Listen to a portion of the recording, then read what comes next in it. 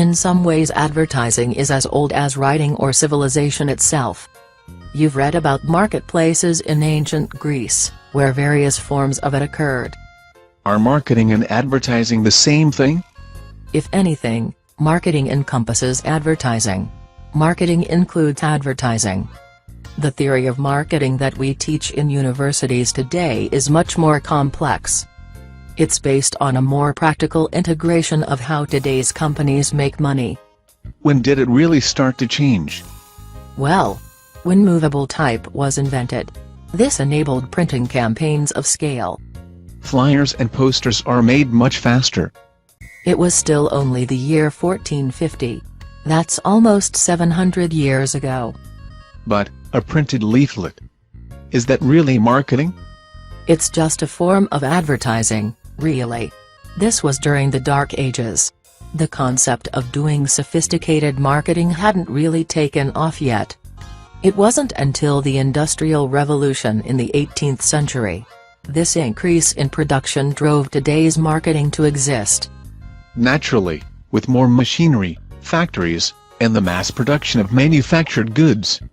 Yes, by the beginning of the 20th century, competition was recognized and companies started spending more on marketing in order to compete better. In the United States after World War II, another economical revolution happened. The baby boomers had to keep up with the Jones, starting a shopping craze. It was the birth of consumerism. My grandmother loves shopping. In the 60s, marketing became even more sophisticated. It took a more strategic level in the organization. Marketing departments became decision makers instead of order takers. I like the TV show called Mad Men. Executives, like those in that show, began dictating what a company produced, how things should be made, and for how much sold. There was more focus on brands. Larger proportions of employees began to understand the big picture. And, marketing today is very different from that of the 60s. Now, in 2016, we are a good 20 years into the information age. With the growth of the internet, and daily improvements in technology, marketing is again making changes, and we are going to continue seeing big changes. Yay, internet! I love it so much. Yay, internet!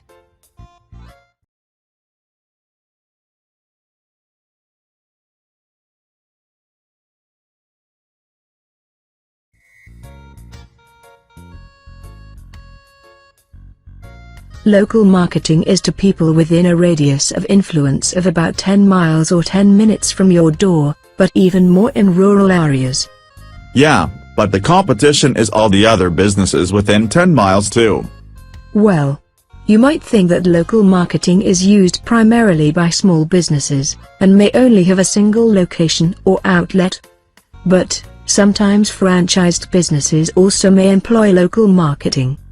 I've seen that. There's a McDonald's that does that here.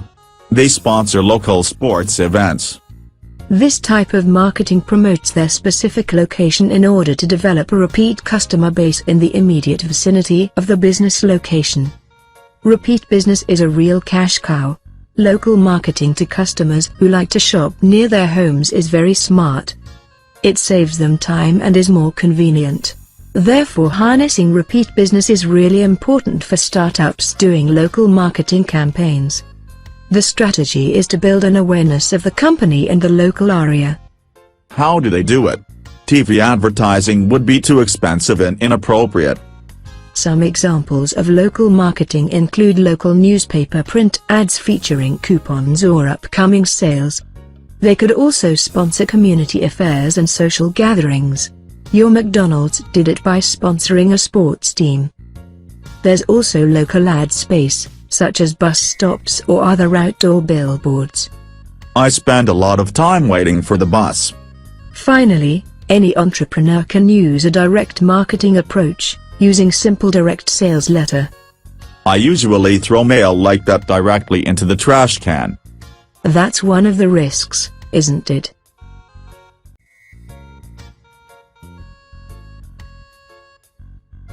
What are the differences between global and international marketing?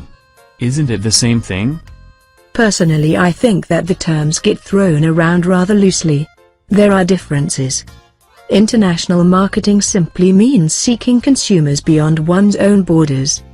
It could just be in one other country, where the decisions are made on an individual country basis. So there are local team of managers in each country? There are. The staff tend to come from the same country and have the same culture and are knowledgeable about the target markets inside that country. In international marketing, the company lets a subsidiary serve their local market, paying attention to local customs and lifestyles. The products and services are localized and are handled at the local level. Yes. Promotional techniques are tailored for the local market. Now, global marketing is the idea of a global business relationship with the rest of the world. It offers the same products and services throughout multiple countries. Global marketing uses the whole world as one market and distributes a product using the same promotional tactics across the world like Coca-Cola or Nike. The same in every country? They don't adapt products and services to domestic requirements.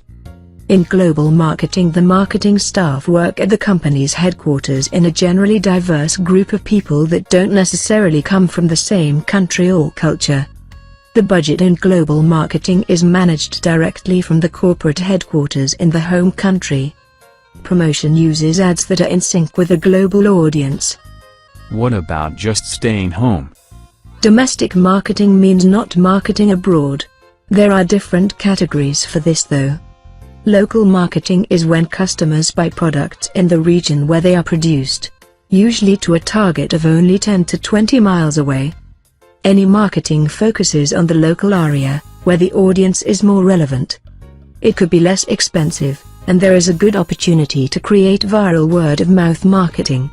There's also room for partnerships with other local businesses, government individuals or even community goodwill. What is it when you expand past that? Regional marketing focuses on a selected part of a country. With a large country like the US, regional marketing can still be quite expansive. National marketing focuses on the entire country, and has risks similarly related to marketing on a global scale.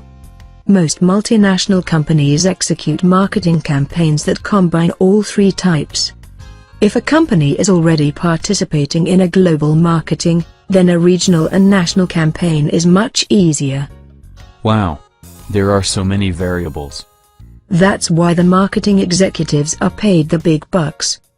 I like money.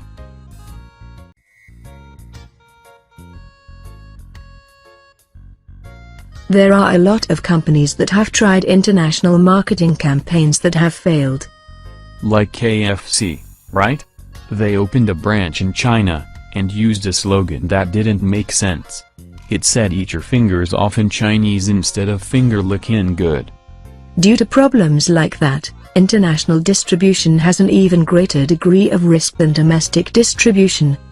Many reasons international ventures fail is because they expand for the wrong purpose or they assume certain things about the international market that are just not true. Operating costs are usually misunderstood. Entry to the market can many times just be too late. Many companies don't get expert advice about how international markets. Companies should have a global marketing strategy from the beginning. Be very careful and also patient. In international situations, it's more important to focus on the big picture. It won't be a fast venture. A company should plan to play the long game. Have a local general manager. Consider acquisition instead. Companies should have a global marketing strategy from the beginning. In international situations, it's more important to focus on the big picture. HSBC Bank had to rebrand its entire global private banking operations after their Assume Nothing campaign brought them problems when it was mistranslated as do nothing. Maybe it would be better to just stay home.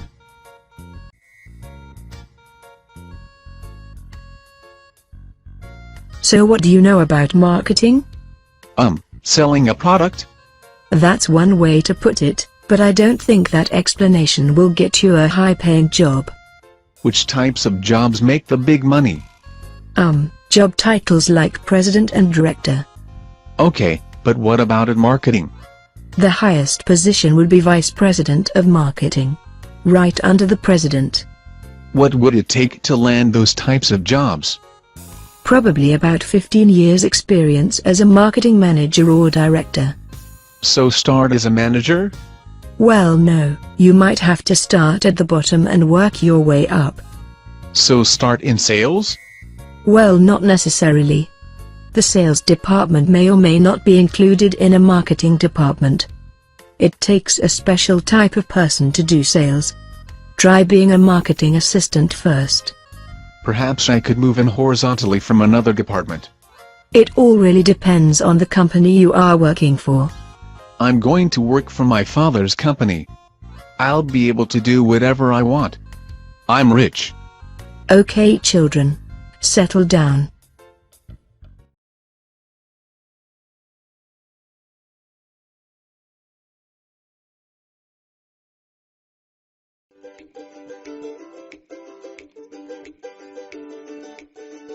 It's nice to meet you.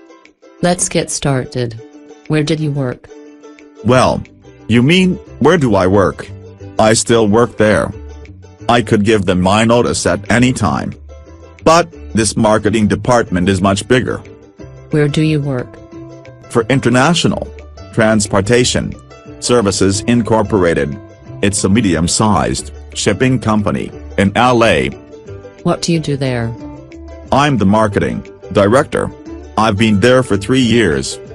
Who do you report to?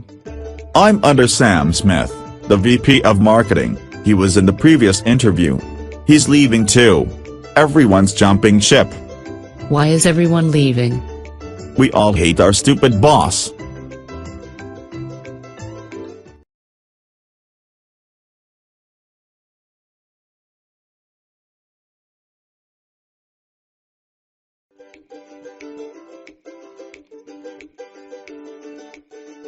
Why did you leave your last job? I was at a crossroad in my career. There weren't the same opportunities there. A company like this one has many more. Where was this? At News America Marketing. I was a product merchandiser. I managed all the retail displays for products in a territory in Southern California for 4 years. Where did you go to school? I went to Cal State LA. I majored in business with a concentration in marketing. And minored in Spanish. Do you have any other marketing experience? I do. I worked on the campaign for Lady Gaga. It was in San Francisco. There were a lot of nice cars there.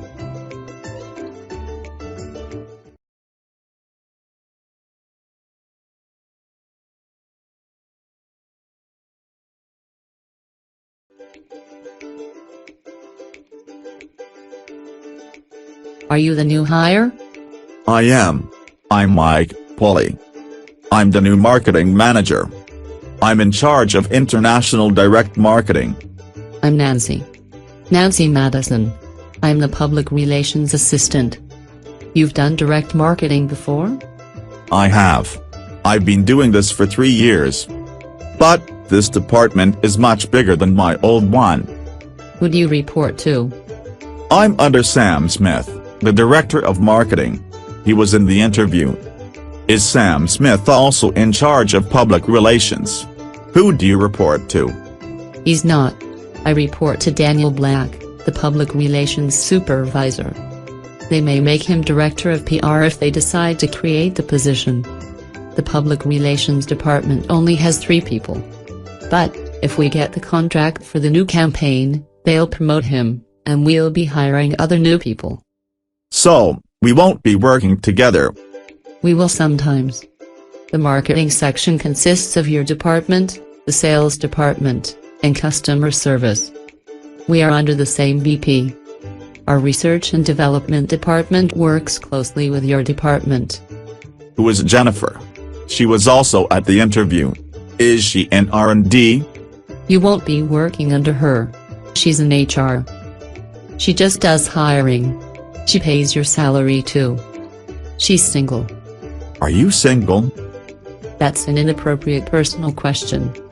I should go to the HR department and report you to Jennifer for sexual harassment. No. Please. I'm begging you. I'll do whatever you want. That's right. Anything I want.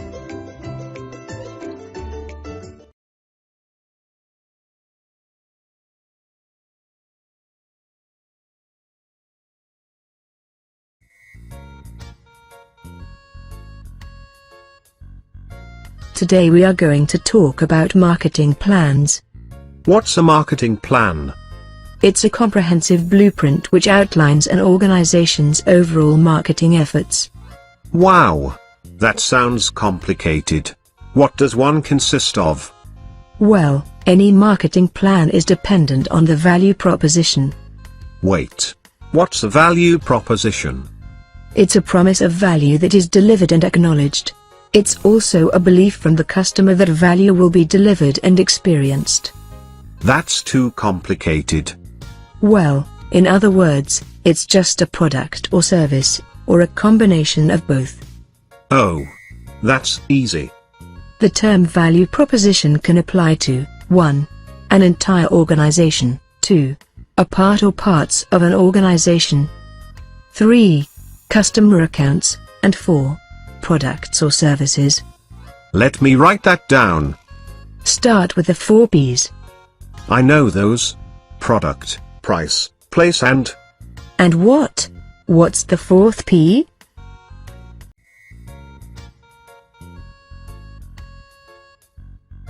So I really don't know what I'm doing. I guess I'll start at the beginning of the AOSTC list, and do a situational analysis. Every good marketing plans needs to ask one question. Where is the business now? The company has to look at itself, and its environment and understand any significant trends within the industry. And then analyzing the results. Looking at everything. An internal audit will look at things from the past, like past objectives, success rates, and other things. Like past segmentation, targeting and positioning strategies? To see if it was successful or not. Right. And an external audit will establish your current situation in your industry. That involves a pest analysis, which looks at the macro environment, and factors listed PEST, politics, economy, technology and society. There's also the 4 to 5 forces analysis. Don't forget your microenvironment. Consumers, competitors, employees and suppliers amongst others. So, doing a competitor analysis. It's important to know what your competitors up to and by maintaining a SWOT analysis. To take an honest look at your current strengths, opportunities, weaknesses and threats. It's an important part of any good business plan. In a way, a marketing plan is as important as an entire business plan.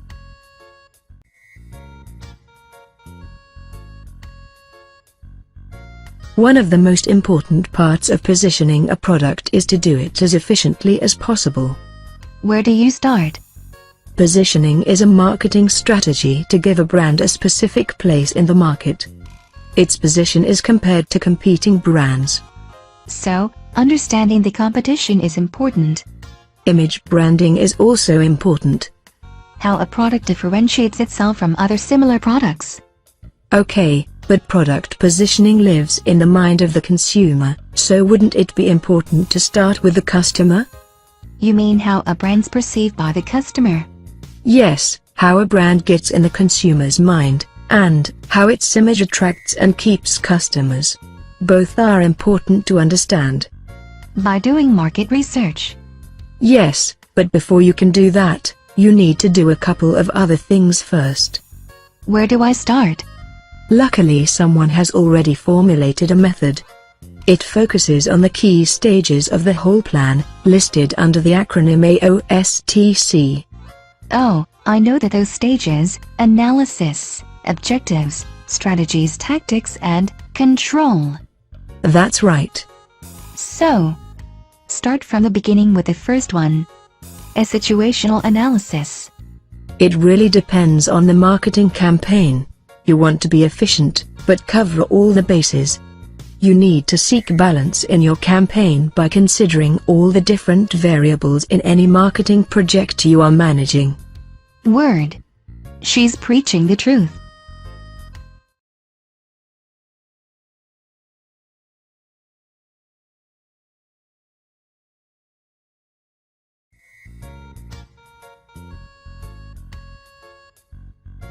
Well, the next step in the AOSTC stages is the O. It's for setting objectives and defining how a company's going to do things. Where you'd like the company to go. It sounds like a business plan. A business plan is used for companies to get loans from banks and investors. A marketing plan is a confidential internal document. What type of objectives should a marketing plan have? Well, you might be tired of acronyms, but they're called SMART objectives. That's easy to remember. It's an acronym for specific, measurable, achievable, realistic, and timed. So that each objective is clearly defined and achievable. There's also something called the ANSOF's matrix, which could be a good starting point for setting objectives. What does this do? It helps you decide if the company should develop existing products and markets or explore developing new products and penetrating new markets. Moving on. Aren't the next two the same? What's the difference between strategy and tactic? They aren't the same thing. One looks at the big picture, at how you'll achieve your objectives. The other focuses on what you'll do to achieve them. I'll show you later. Okay. And finally, the last objective is control. Then you monitor whether or not you are achieving your goals. You must analyze the results you get and make any needed changes or modifications to the strategy.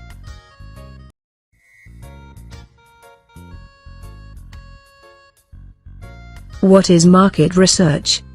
Research about a market. Haha. Such a simple answer is not acceptable. Targeting a market? What do you mean? It's when a company wants to find out about the people that buy their product. How do they do that? By asking questions. Is it always possible to ask every single one of your customers questions? No, you use a sample pool. How many people should be in a sample of your market? It depends on the total number of people in your market. But the bigger the pool, the smaller the proportionate percentage. It also depends on the type of information you are looking for. What type of information is there? I don't know. There is primary and secondary data. What's the difference? Secondary data is available online and is more quantifiable, but primary data is the hard-to-get information.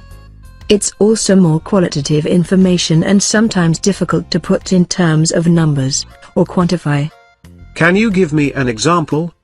If a company is trying to figure out what their best hours of operation are, and their survey asks the customer what they do on Sundays, the answer isn't a number and could be an infinite variety of responses. How do you analyze the data then? The research team could categorize the responses into subgroups, for example, at home, not at home, driving car, not driving car. It all depends the type of information they are trying to get. It could be very expensive.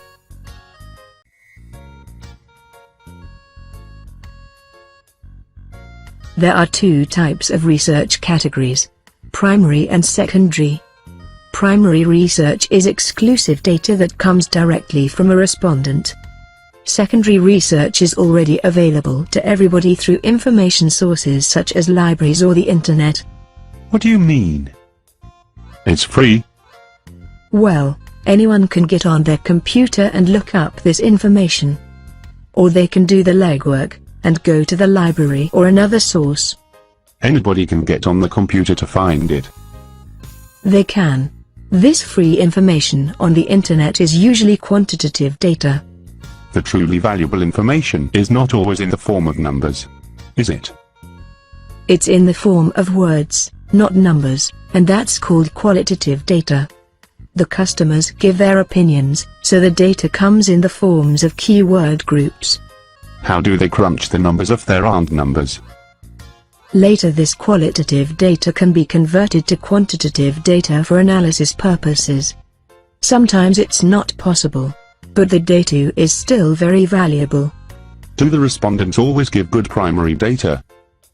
It's always possible someone gives answers that aren't valuable. What motivates a respondent to answer questions at all? Marketing companies will pay respondents to answer questions. The respondent could be invited for another phase of research, or the research team could choose to dismiss the respondent. Sounds like easy money. How much do they get paid? It really depends, but it has to motivate participants, so maybe at least $50 or $100 to start. And there could be more money if they go on. $50 to answer a few questions. Count me in. Professional respondents do exist. They do. What do you mean? You know, people who earn lots of money chasing participant opportunities. Some of them even like to continue and get more money. Marketing companies know that, and try to avoid them. I'll take my chances. What have I got to lose? I'm going to be a professional respondent.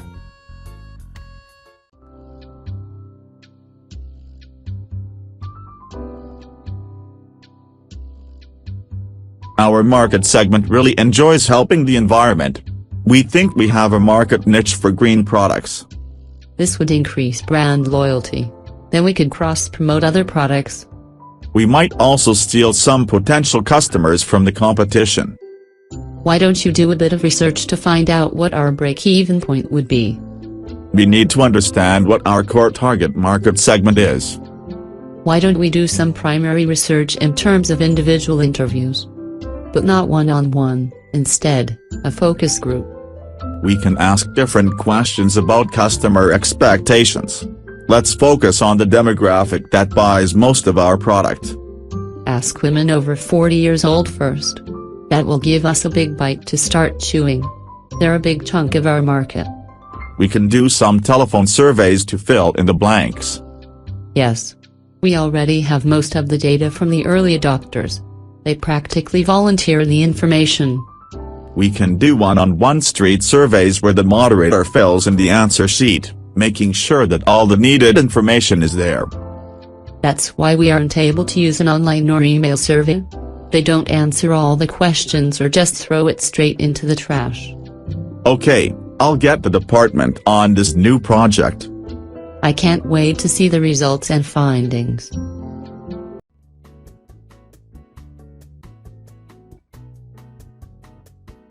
We have the questions we want to ask our customers, but how do we ask them?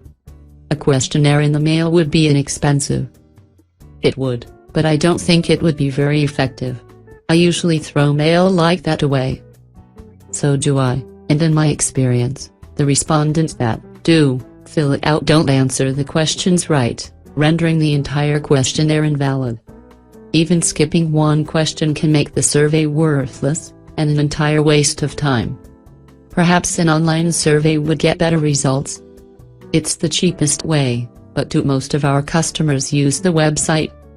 The information we want might come from people who never visit it. We wouldn't have to put it there. We could do an email campaign. I'm not sure how many relevant responses we'd get. We might end up with a skewed result. In that case, we definitely need to get more specific with market segmentation. Perhaps we should only ask women who buy our product most.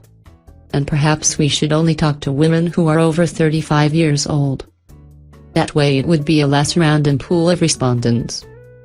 Individual interviews, with a moderator to make sure the questions are answered correctly. It would give us a better response rate. If we met people, we could show them a prototype. They could examine it and give us immediate feedback. We could set up a couple focus groups with respondents that match our target demographics. Or maybe we could do a street interview. We could stop random people on the street and ask them questions. No, let's do the focus groups using the prototype. That way, it's in a more controlled environment.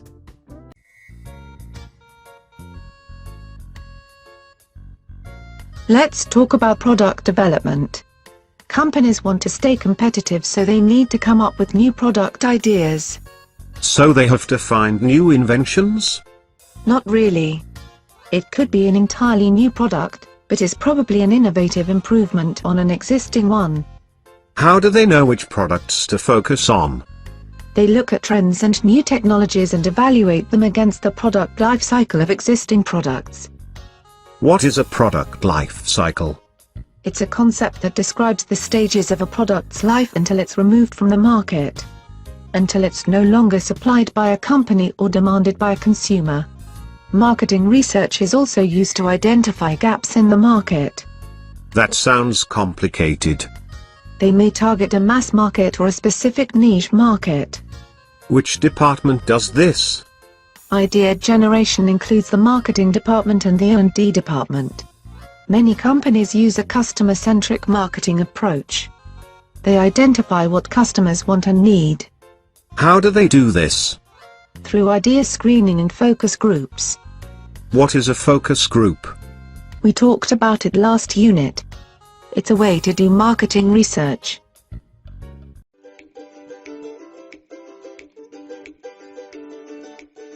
I've been meeting with our R&D folks and they presented several product ideas.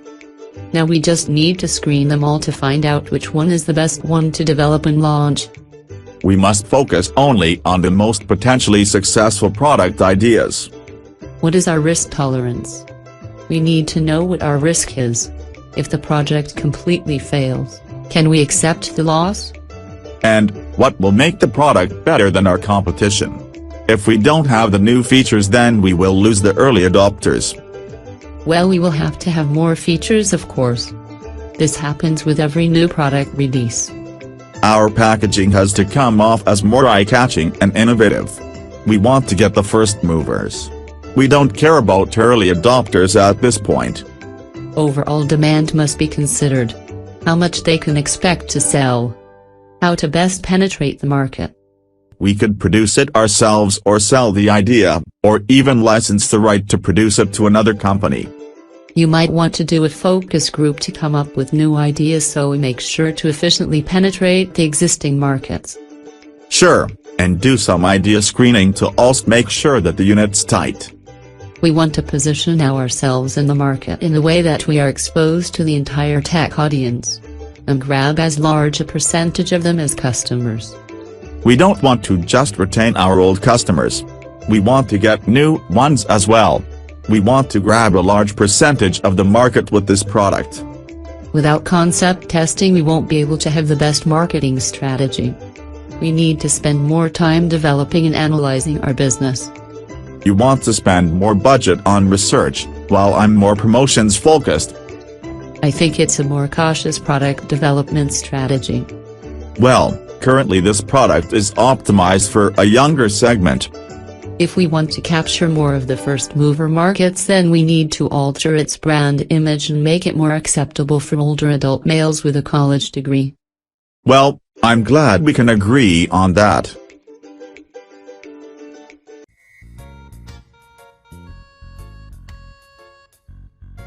Direct marketing is where there is no more people in between the manufacturer and the end user. That means there aren't any type of agent and you sell directly to your target market. There's direct marketing between businesses. We call that B2b marketing. There's also marketing directly to consumers. We call that B2C marketing. C2C marketing, or consumer to consumer, is where individual people sell to other individuals. Years ago, this type of activity only happened through classified ads and local markets. However, due to the growth of the internet for international marketing, even C2C is becoming more common. With tools like online shops, anyone can sell online. Instead of requiring a costly traditional brick-and-mortar operation. In the case of direct mailings, an AIDA format is a common approach.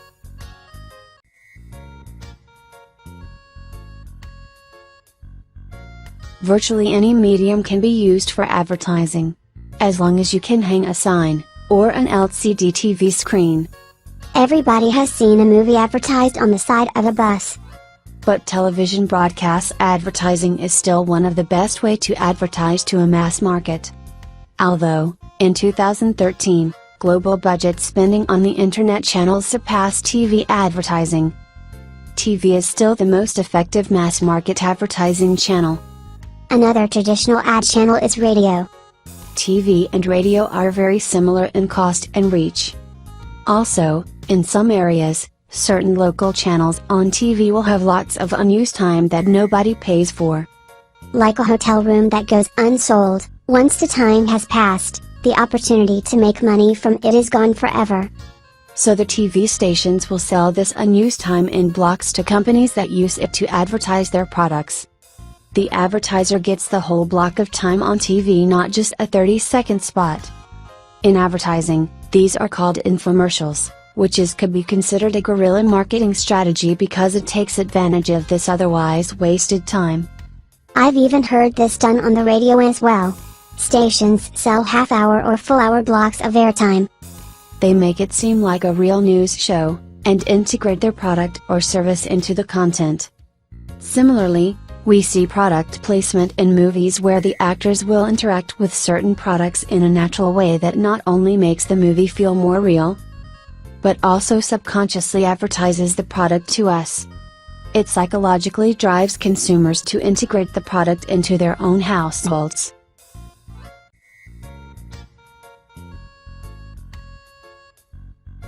Channel mismanagement is not just because people don't know how to match distribution to their target customer segments. What other reasons could there be? There are more specific reasons why each type of distribution channel can have problems. International distribution has an even greater degree of risk than domestic distribution. There are generally three ways companies distribute their product to the consumer: directly, or indirectly through a single channel or through multi-tiered channels. The producer can sell directly to consumers, using direct marketing, and this makes things cheaper and simpler. And indirect? Manufacturers can reach economies of scale upon finding successful distribution to the mass market through distributors. And it's clearly through retailers where the consumer can find the product in a most convenient way. When it's really a mass market, the producer has to sell through middlemen who later sell back to the retailers and finally to the consumer.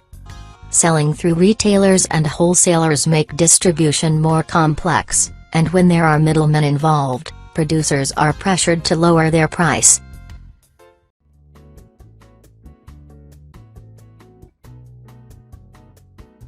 I'm afraid our distribution channels are conflicting with one another and failing to perform optimally. As we previously forecasted, our quarterly sales have increased, however, the distribution problem has weakened our competitive position. Now some of our distribution partners are experiencing financial difficulties. This has caused some of them to not make their payments. Our reliance on multiple channels has subjected us to these problems. We are currently selling our product to customers around the world through multi-tiered sales and distribution networks. This includes a direct sales team. Our direct sales has recently started selling to customers that previously purchased our products through other sales channels. One man in Montana said he still had to drive 200 miles to buy our product line. The disadvantage is that these same customers get poor after-sales service, and are complaining about it. Also, our other channels have been complaining. They claim that some of these direct sales have infringed on their exclusivity agreement. But our legal team ensures us that it is them who are breaking the contract and we are within our rights to sell directly. Regarding customer service, indirect sales, or OEM sales channels get the consumer a lower retail price due to price breaks and shipping in large orders. However, many customers are choosing to pay the premium retail price directly to us, because the internet is more convenient, or there is no local distribution available. Regarding the indirect sales channels, let's send a team to explain why they are in the wrong. We can also retrain them to provide customer service to rural areas. Let's brainstorm some further ways that can quickly improve customer service. Direct sales is more convenient than buying the product from a retail outlet. If our continues to give the consumers what they want, we might terminate all direct sales.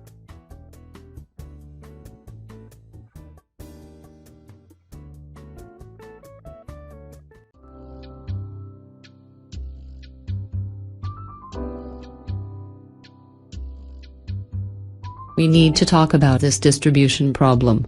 The retail shops are losing money and asking for discounts. It's got to stop. I think we need to start looking at other forms of distribution channels for the product. Our target market doesn't want to go to a warehouse to buy our product. Fine, then why don't we take it online and sell directly to the consumer using the internet? Our main target market doesn't usually buy products online, but they might use a mail order catalog. Good point. We can use the sales database to get their addresses and send them one directly. I think it will be the cheapest and most efficient way. There is one hypermarket in the Northeast that is having success with our demographic. Perhaps we should also try to boost stock there. Is it a chain store? It's called G-Mart and they have several outlets on the East Coast. What are we going to do about the retail shops? Do they have contracts of exclusivity? They are receiving a trade discount, so we don't have to worry about breaking any contracts. We simply stop offering the discount to retail businesses that serve the demographic.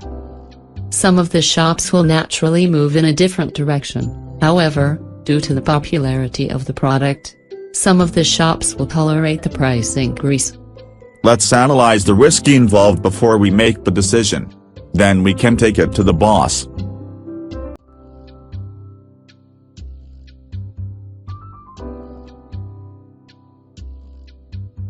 Are you the new public relations manager assistant?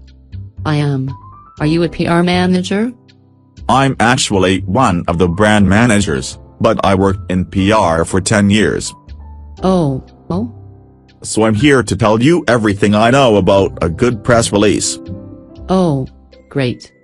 I could really use any help. We're planning to do a big press release. How exciting. We need to get some assets first.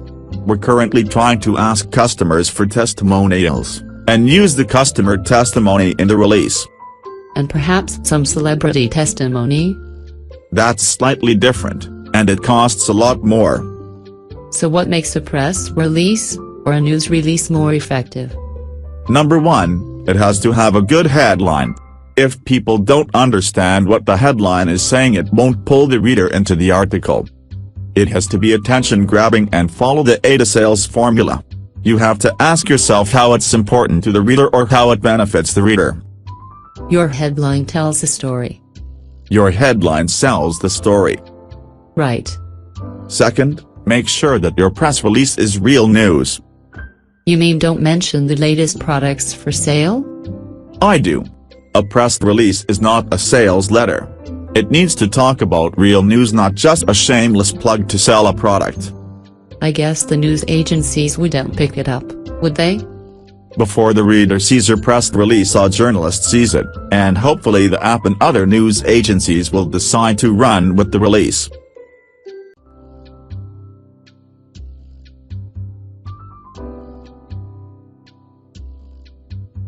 You have to ask yourself, is this a real news story, or would this message be better in other marketing channels? If it's just some boring advice that everybody already knows, then it's really going to fail. Right. If the first paragraph of your press release says absolutely nothing at all, then you have no news and no content. In order to get the journalists to take you or press rel, it has to be concise. You can't make your press release too long. Any press release should be less than 400 words, that's about 4 paragraphs, containing no fluff or unnecessary sentences. And I know the real meat of the information should be in the first 100 words. You got it. Also, if your press release is only text, it won't be shared as much through social media or news agencies. To gain more interest, visual elements, such as video and images, should be included. Shares would increase with included photos, links, infographics, video or audio. Just a photograph can increase your shares and views by 14%, but if you include video, and then it's more like 20%. Make your images clickable to open new pages online. Make sure there's no grammar mistakes. If you are not a native speaker, then you should have one look at your press release before you release it. Have as many people proofread it as possible. Read it aloud. Even hire a real writer rather than try to write it yourself.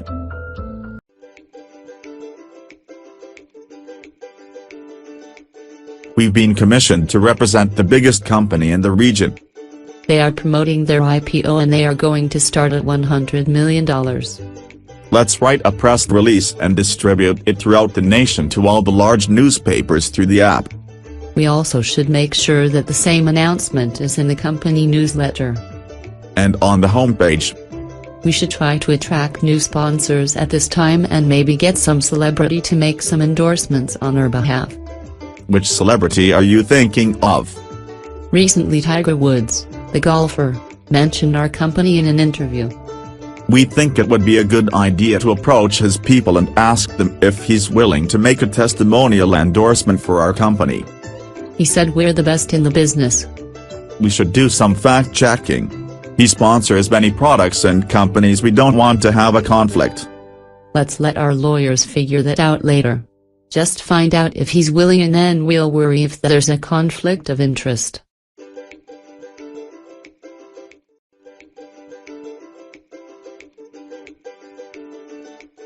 We need to write a press release about our recent increase in production and sales. Sure, which news outlets should we focus on? We need something for the news agencies, newspapers and local TV, however, we also really want to focus strongly online. There are many new channels on the internet that we haven't exploited. There are many online journals that might accept this press release and it doesn't cost anything. We also need to post it to our Facebook page and other social media, share it with as many relevant groups as possible. Any online forum can help. I'd like to get lots of free traffic sources going for us. Are there any blogs? We do, and we have something that might help us make it go viral. PR through the radio is completely different than PR online. Radio PR is completely different from newspapers. The advertising channels that are available online are also completely different from the traditional forms, the press release news channels. It's important to tweak the message depending on the channel.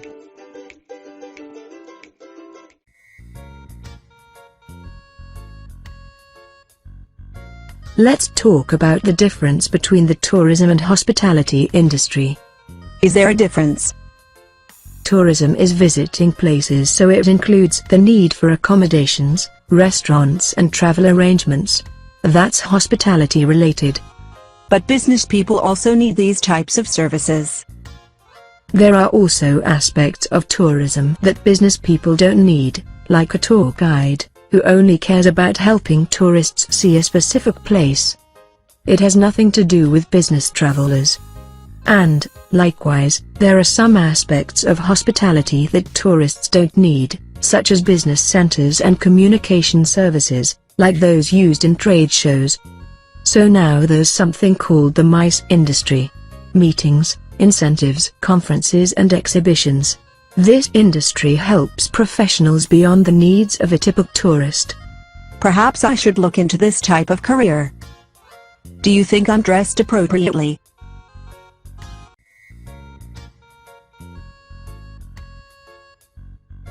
Trade shows involve considerable marketing and planning, including space rental, design and construction of the displays the trade show displays. I went to a science fiction convention at the Los Angeles Convention Center last year. I met Darth Vader. Those shows don't often use extravagant booths.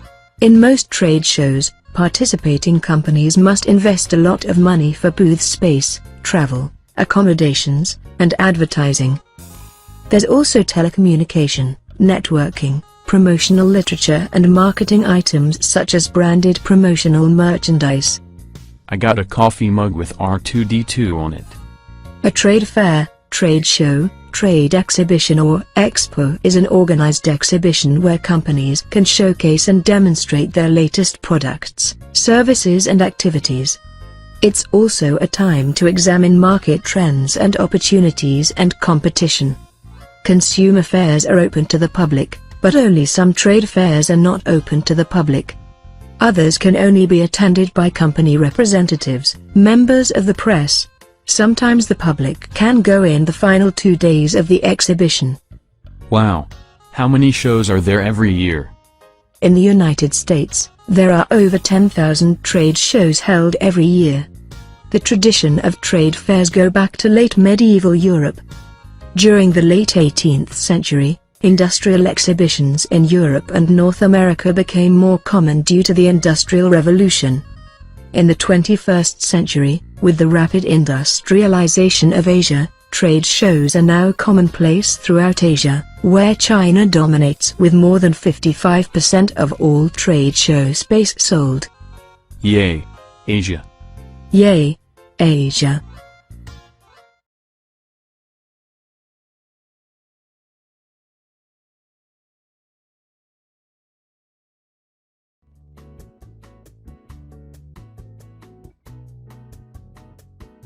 We've signed up to join the trade show in Taipei at the WTC there.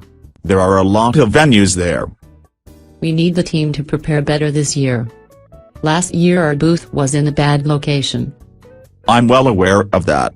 So I'd like someone to try to research and negotiate for better locations. The networking that was prepared for us failed and we weren't able to communicate with the headquarters, or even get online to show to potential customers our website. Taipei has better mice support. We had a large LCD screen that stayed dark most of the week. Yes, the whole booth needs to be checked and double-checked. We finally got it working near the end with something graphical, but the last 2 days of the trade fair was for the public and most of the professionals had already left. The last 2 days of the show, on Saturday and Sunday, are when the public is allowed, but there are still potential clients too. We obviously don't care about the public as much as we do about those bigwigs visiting on the first couple of days. We need to have the booth perfect on the first day. We're budgeting a lot of money for advertising costs, including the design and construction of the booth display. So this is going to take a lot of research and planning. Also, in addition to business cards, I'd like to get much more branded promotional merchandise on our table that people can take for free. I like to get the logo on about 5 or 6 different things in our booth. Something a little more exciting than coffee cups or keychains. How about USB flash drives? No one would throw those away. I would keep mine forever. That's a great idea. We also would like to communicate with participating companies that we can partner with and try to save a little money supporting each other. Then if everything goes well, we'll try to schedule a couple more trade fairs worldwide. Let's just hope it goes better than last year.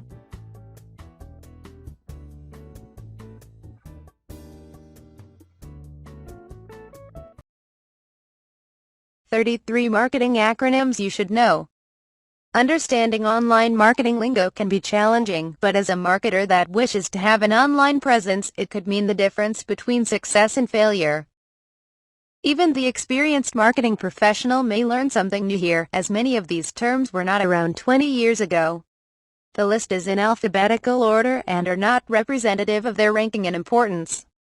Visually, some of the acronyms have had spaces or periods added in order for this text-to-speech reader to pronounce the acronyms accurately. Rest assured, the acronyms are written without spaces or periods. So now I present 33 important marketing-related acronyms that you must know. Here goes. 1. API. Application Programming Interface. An API is computer programming rules which allow applications to get data from a service and use it in their own application or in some type of data analyses. It connects to another application getting data and uses it in an external software. 2. B2b. Business to business. This term is used to describe a company that sells to other businesses. Google and Oracle both provide business marketing services. 3. B2C. Business to consumer. Used to describe companies that sell directly to consumers. Starbucks, Apple, and Adidas are primarily B2C companies. 4. CTA. Call to action. Usually in the form of a link, a CTA is used to persuade website visitors to continue on to complete a sales transaction. They entice a website visitor into eventually becoming a lead. CTAs are seen online in the form of imperative commands like "sign up now" or "buy now." call to actions are also common on TV or radio ads such as "Call Now" or "Visit Our Store." A clear CTA structure gives better visitor-to-lead conversion through the funnel process through an enticing and valuable call to action offer. 5. Spam. Controlling the assault of non-solicited pornography and marketing. It's a 2003 U.S. law that established rules related to commercial email and messages and gives spam recipients more control in stopping businesses from emailing them. This is often seen as an unsubscribe link in most emails. This law also specifies punishment for violators. 6. CASL. Canadian Anti-Spam Legislation. CASL is a 2013 law similar to CanSpam passed in Canada. Any commercial electronic messages in the form of emails and cell phone texts that can be accessed by computers in Canada are covered. 7. CTR. Click-through rate. The audience percentage that clicks through to the next step in your marketing path. It's equal to the total number of clicks that your call to action receives divided by the number of possible views or other types of requests that people could have clicked. 8. CMS. Content Management System. An web-based program designed for employees to manage websites without requiring coding knowledge and instead uses an on-screen form representing exactly what is to appear on the corresponding website. This type of program does a multitude of customer-related databasing, communication and other actions like automatically making content searchable online or indexing it on a database. CMS programs also provide reports of user navigation and other transactions for analysis purposes. 9. COS. Content Optimization System. A COS is basically a CMS content management system that is optimized to deliver customers personalized content depending on certain characteristics of the user. YouTube offers channel owners the content optimization ability to show a unique, perhaps introductory video to unsubscribed visitors while a different video, perhaps a latest upload, to be seen by visitors who already subscribers. 10. CRO. Conversion Rate Optimization. Not pronounced CRO. CRO is the process of improving your website or landing page's conversion of visitors into customers.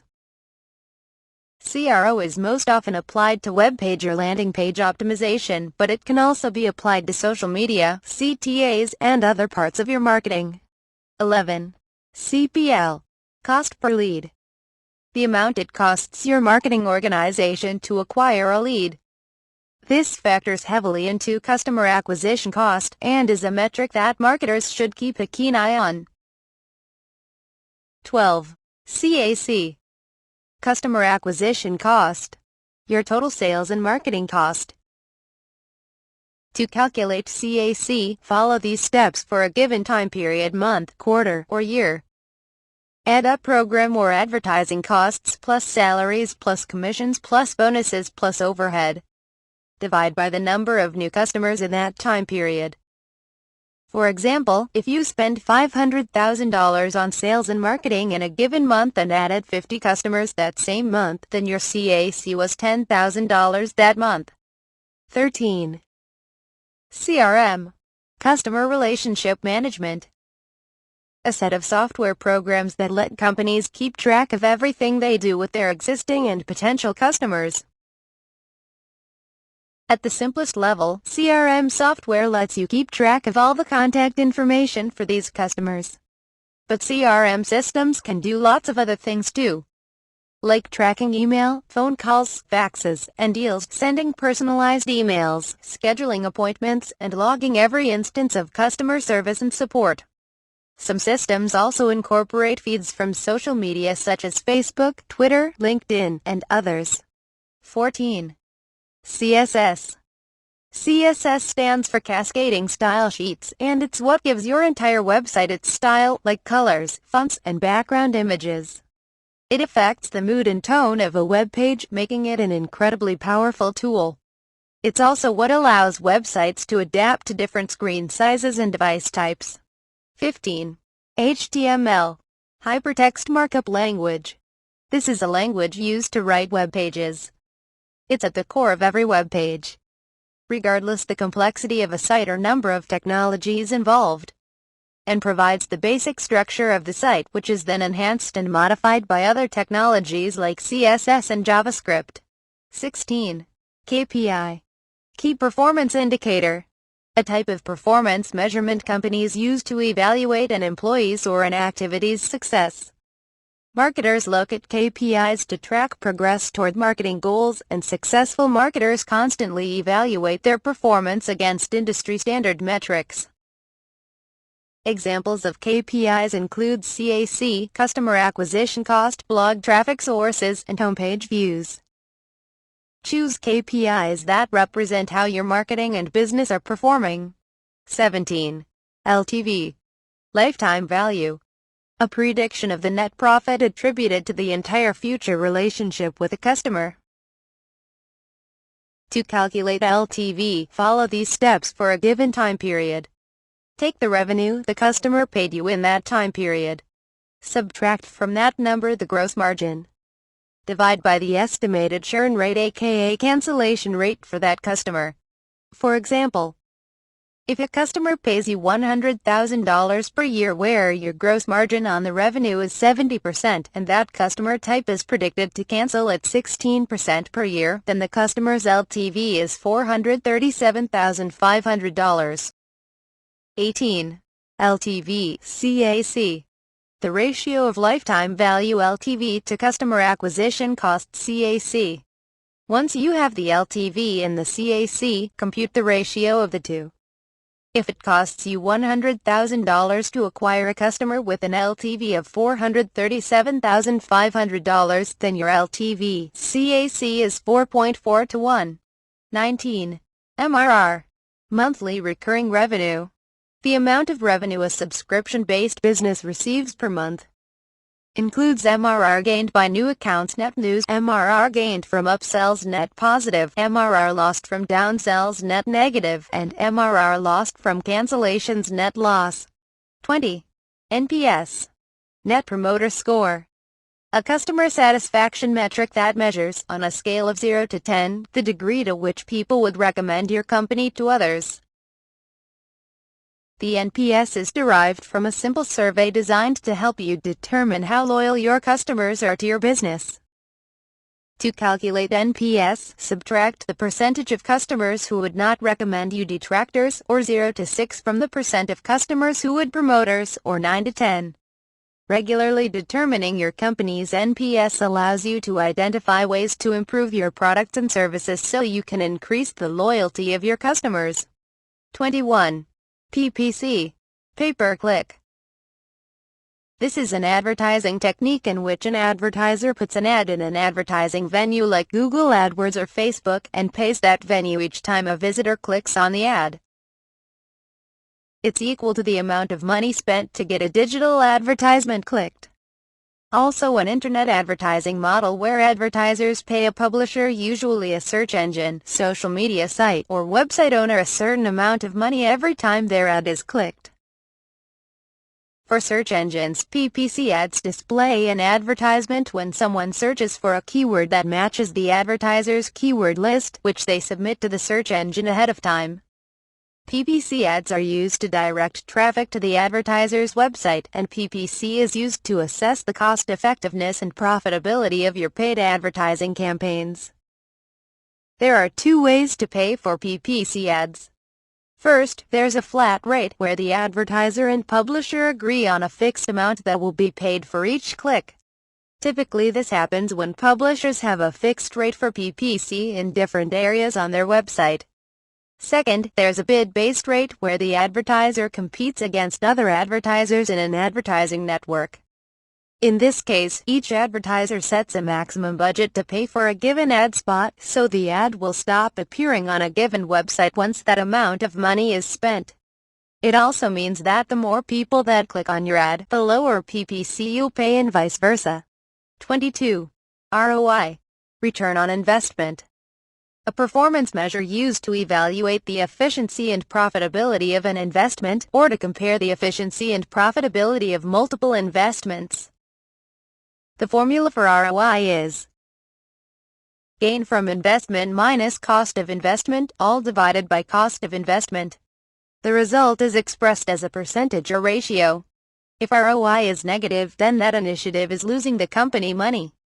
The calculation can vary depending on what you input for gains and costs. Today, marketers want to measure the ROI on every tactic and channel they use. Many facets of marketing have pretty straightforward ROI calculations like PPC, but others are more difficult like content marketing. 23. SEO. Search Engine Optimization. The practice of enhancing where a web page appears in search results.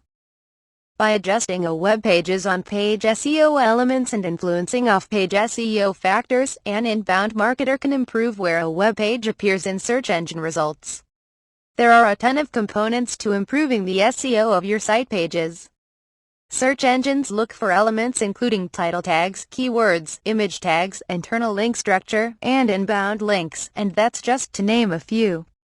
Search engines also look at site structure and design, visitor behavior, and other external, off-site factors to determine how highly ranked your site should be in the search engine results pages. 24. SLA. Service Level Agreement. For marketers, an SLA is an agreement between a company's sales and marketing teams that defines the expectations sales has for marketing and vice versa. The marketing SLA defines expectations sales has for marketing with regards to lead quantity and lead quality, while the sales SLA defines the expectations marketing has for sales on how deeply and frequently sales will pursue each qualified lead. SLAs exist to align sales and marketing and adhere to the philosophy that if the two departments are managed as separate silos, the system fails. For companies to achieve growth and become leaders in their industries, it is critical that these two groups be properly integrated. 25. SMB. Small to medium business. Usually defined as companies that have between 10 and 500 employees. 26. SaaS. Software as a service. Any software that is hosted by another company, which stores your information in the cloud. Examples: Salesforce, IM clients, and project management applications. 27. UGC. User-generated content. User-generated content is anything that you see online that was created by users, whether it be blogs, discussion forums, wikis, posts on social media, chats, tweets, podcasting, images, audio and video files. UGC can also be comments on a website on your original content. User-generated content is what all of us as marketers want to see on our website, on our brand pages in social media, and everywhere online that has to do with our brand and image. User-generated content means more traffic, more engagement, and more followers. It is important for your brand building and your ability to market and grow. 28. TOFU. Top of the funnel. Sometimes called TOFU, top of the funnel refers to the very first stage of the buying process. Leads at this stage are just identifying a problem that they have and are looking for more information. As such, an inbound marketer will want to create helpful content that aids leads in identifying this problem and providing next steps toward a solution. Tofu is also very tasty when it is fermented and served stinky. Contrastly, there's also bottom of the funnel. The bottom of the funnel refers to a stage of the buying process leads reach when they're just about to close as new customers. They've identified a problem, have shopped around for possible solutions, and are very close to buying. Typically, next steps for leads at this stage are a call from a sales rep, a demo, or a free consultation, depending on what type of business is attempting to close this sale. 29. UV. Unique visitor. A person who visits a website more than once within a period of time. Marketers use this term in contrast with overall site visits to track the amount of traffic on their website. If only one person visits a web page 30 times, then that web page has 1 UV and 30 total site visits. 30. URL. Uniform Resource Locator. This is the address of a piece of information that can be found on the web, such as a page, image, or document. URLs are important for on-page SEO, as search engines scour the included text when mining for keywords. If a keyword you're looking to get indexed for is in the URL, you'll get brownie points from search engines but no real brownies, unfortunately. 31. UX. User experience.